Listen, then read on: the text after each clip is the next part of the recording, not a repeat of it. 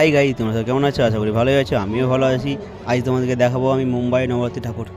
এটা আমাদের বিল্ডিংয়ের যে ঠাকুর, এখানে কোনো মূর্তি ঠাকুর গড়িয়ে পুজো হয় না। আর এখানে দেখতে পাচ্ছ নবরাত্রি ঠাকুরের ফটো ছাড়াও আরও অনেকগুলো ঠাকুরের ফটো রয়েছে, তোমরা দেখতেই পাচ্ছ। এবার আমি তোমাদেরকে দেখাতে যাচ্ছি কবিতাখানা নবরাত্রি ঠাকুর। এবার আমি নবরাত্রি ঠাকুরের কাছে পৌঁছে গেছি। আমি তো ঠাকুর ভালো করে দেখলাম, এবার তোমরা ভালো করে দেখে নাও। চারিদিকটা ফুল দিয়ে খুব সুন্দর সাজিয়েছিল, তোমরা দেখে নাও।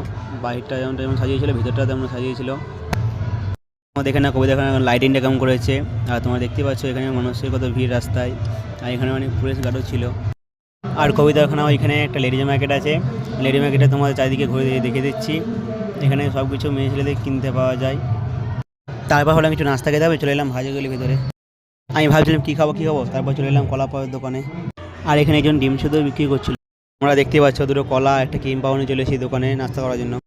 রাতে খাবার দিয়েছিল চিকেন। আর আজকে ভিডিওটা এই অবধি। ভিডিওটা ভালো লাগলে লাইক কমেন্ট শেয়ার করে দেবে সবাই একটু।